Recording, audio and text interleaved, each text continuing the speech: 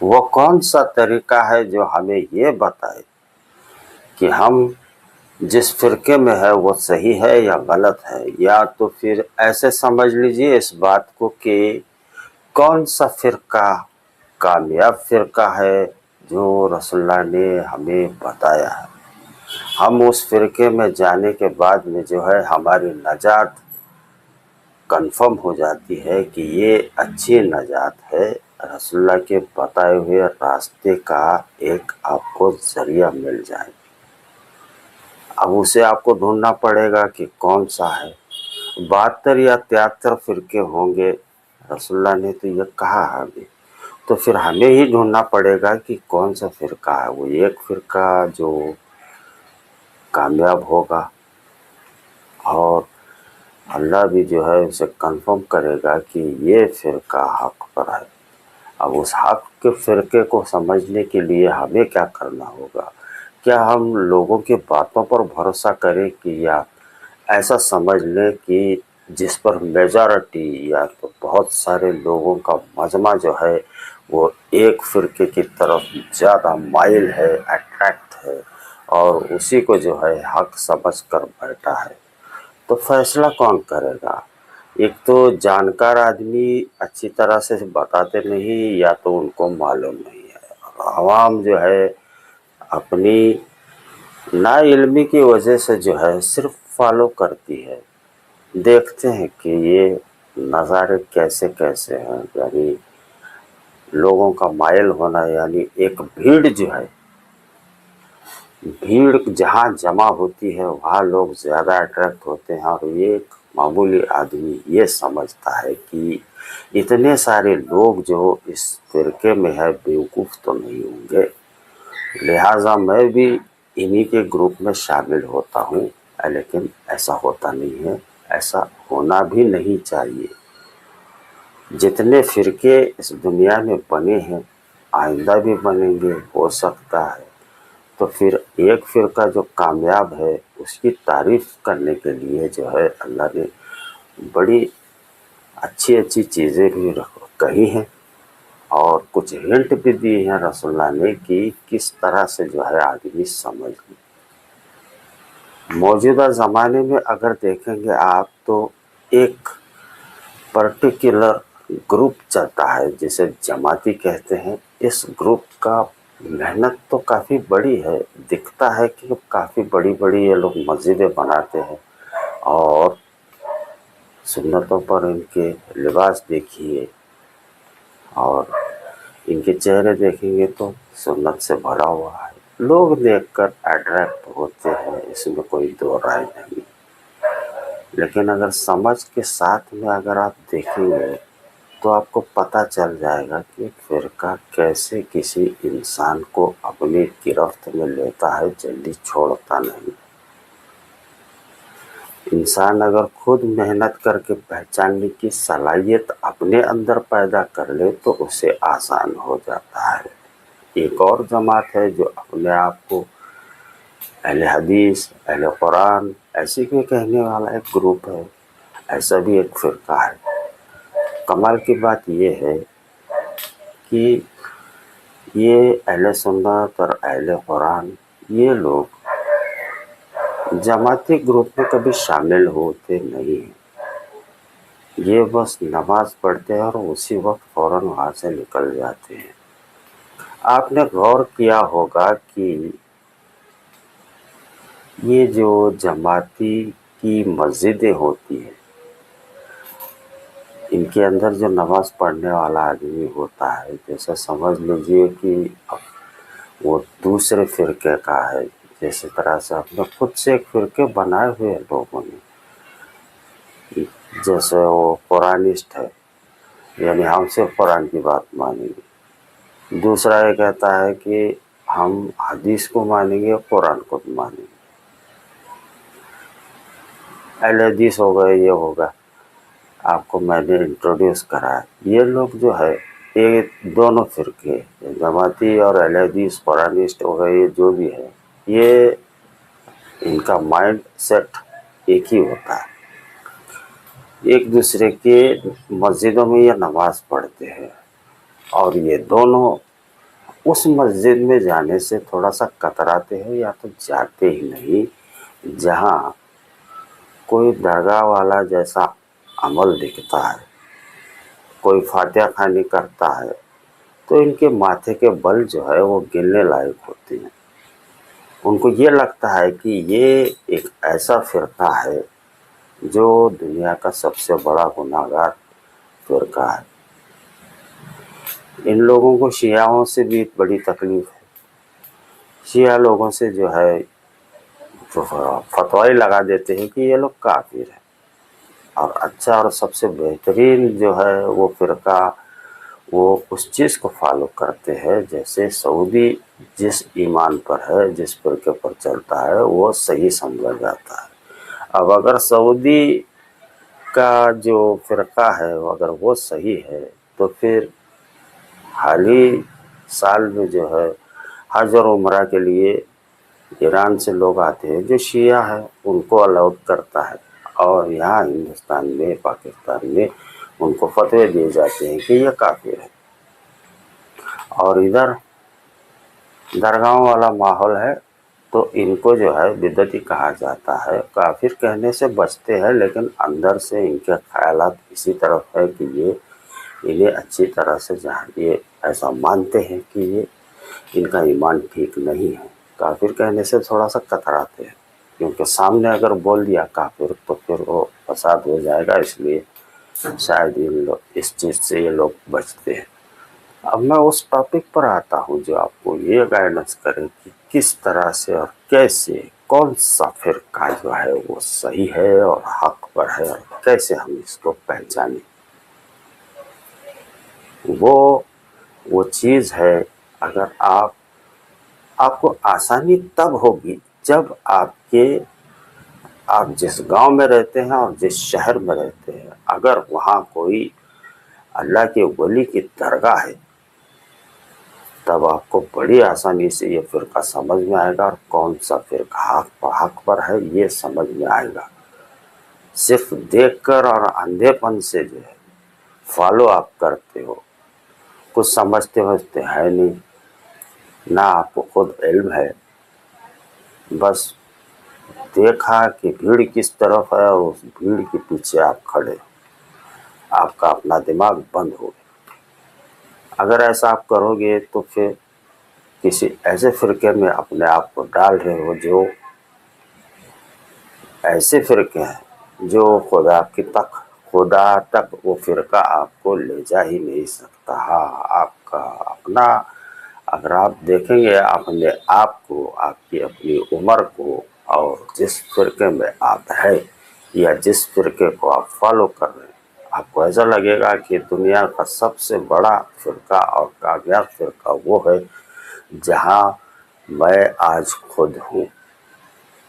कभी जिस फ़िरके में आप हैं, कभी उस फ़िरके को आपने सवालिया निगाहों से कभी देखा नहीं, तो आपको समझ में नहीं आएगा।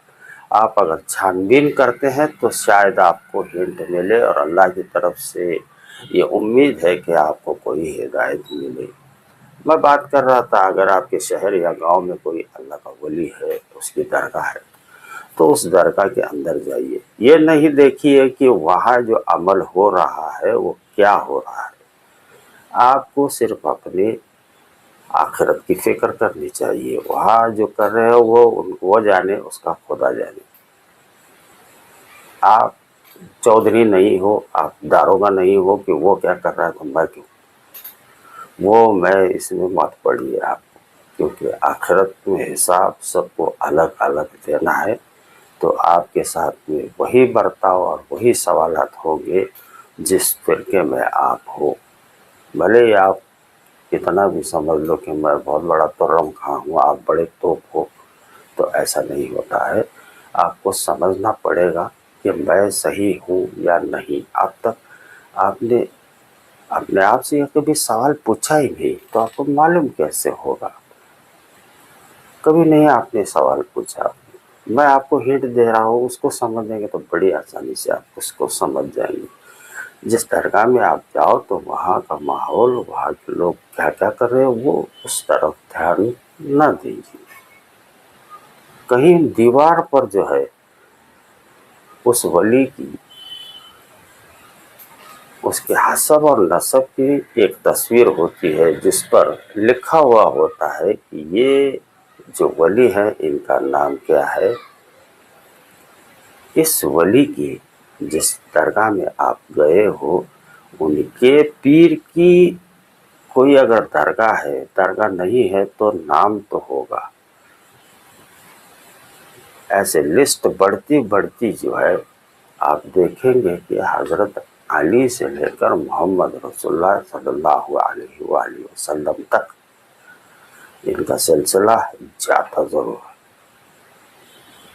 اب ایک ولی کی سوانح حیات 100 سال کی بھی اگر سمجھیں گے، پیر مریدی میں کیا ہوتا ہے کہ کسی کو جو ہے خلافت دیا جاتا ہے، خلافت جب لی جاتی ہے تو وہ جو ولی ہے وہ اپنی خانقاہ سے دور چلا جاتا ہے اور وہاں تبلیغ کا کام کرتا ہے، یعنی لوگوں کو جو ہے ایمان کی طرف بلانے کا وہ کام کرتا ہے۔ اب اس کا جو سینئر ہے، اس ولی کا پیر ہے، سینئر ہے، پیر ہے، استاد ہے، آپ جیسا سمجھنا چاہتے ہیں سمجھ لیجیے، وہ آج کا ولی اگر حیات ہے اور اس کا پیر انتقال کر چکا ہے، اس دنیا سے جا چکا ہے، اس کے باوجود آج کا ولی جو ہے اپنے پیر کے، اپنے استاد کے، اپنے ٹیچر کے مزار پر جاتا ضرور اور وہاں جا کر اپنے علم میں اضافہ کرتا رہتا ہے۔ باقاعدہ پھول بھی چڑھائے جاتے ہیں، خوشبو بھی چڑھائی جاتی ہے، چادریں بھی چڑھتی ہیں۔ ایک اللہ کا ولی جس نے ہزاروں کرامتیں دکھائی، اپنے انتقال کیے ہوئے پیر کی درگاہ پر جا کر وہ سارے عمل کر رہا ہے جو آپ آج کی نظر میں دیکھ رہے ہو تو یہ بدعت کی نگاہ سے دیکھ رہے ہو، لیکن یہ اللہ کا ولی سب کر رہا ہے۔ تو اس ولی کو یہ بات اچھی طرح سے معلوم ہے کہ یہ بدعت نہیں ہے۔ آج کے مولویوں نے اور آج کی ایک ایسے فرقے نے جو ہے جماعت ایسے فرقوں میں بانٹ دیا ہے، خود الگ الگ فرقے بنا کے جو ہے صرف درگاہ والوں کو جو ہے صرف بدنام کیا، اور ایسی بدنامی کی کہ فیض ولی جس شہر میں ولی کا درگاہ ہے اس کے فیض سے محروم رہ گئے، علم ان کے حدود سے نکل گیا۔ برسوں یہ لوگ ان کے مسجدوں میں تو جاتے نہیں ہیں، درگاہوں پر بھی نہیں جاتے۔ میں نے ابھی آپ کو بتایا کہ یہ آج کا ولی جو ایک 200-250 سال پہلے والا علم دیکھیں گے، آپ کتابیں کھول کر دیکھیں گے تو ولی جو ہے اپنے انتقال کردہ پیر کے مزار پر جا کر وہ ساری ایکٹیویٹی کرتا ہے جو آج یہاں ہو رہا ہے، اور لوگوں کو یہ بتا دیا جا رہا ہے کہ منبر پر چلا چلا کر کہا جا رہا ہے کہ یہ جو چیز ہو رہی ہے یہ سراسر بدعت ہے، شرک ہے، قبر پرستی ہے۔ بڑے عجیب عجیب طریقے کے عجیب عجیب نام اس چیز کو دیا جا رہا ہے۔ اگر یہ پتہ نہیں کہاں سے آتے ہیں لوگ، ان کو ولی سے زیادہ عقل آ گئی یا ولی سے زیادہ علم آ گیا، اس بات پر جو ہے اگر آپ نے میں نے جو ابھی آپ کو بتایا اس اینگل سے اگر آپ دیکھیں گے تو ہو سکتا ہے کہ آپ کو سمجھ میں آ جائے گا کہ جو ہے خوبصورتی دکھا کر اور جنت کا جو ہے بڑھاوا دکھا کر ایسے اعمال آپ سے کروائے جا رہے ہیں کہ آپ کو بڑی جنت کا وعدہ دیا جا رہا ہے اور آپ کروائے کچھ اور جا رہا ہے، اور یہ خود بھی پھنسے ہوئے ہیں اور ان کے فالوورز بھی ایسے ہی پھنسے ہوئے ہیں۔ इस तरह से नुकसान इस बात का होता है कि औलिया कराम ने जो दीन लेकर आए थे वो कोई फिरके वाला इल्म तो नहीं लाए थे। उन लोगों ने उनका जो इल्म था, उनकी जो करामतें थी, उनकी जो इबादतें थी, उनका जो एक्टिविटीज़ थी, वो आज की दुनिया में जो नज़र आ रहा है, जो फातिहा वगैरह ये सब देखकर आपको नफरत से होने लगती है, तो ये आपको ऐसा बना रहे। और अल्लाह का वली इसने सब कुछ किया है, इसके बावजूद जो है उसकी विलायत बाकी है, और उसके कब्र में जाने के बावजूद जो है फैज़ आवाम को मिलता है। हो सकता है आपको समझ में आया या नहीं, मैंने जो कहा है उस तरह से, उस एंगल से अगर आपने जो है अपने आप को टटोलो, झंझोड़ो, थोड़ा सा हिलाइए अपने आप को, जिसको फॉलो करिए वो पागलपन हुआ।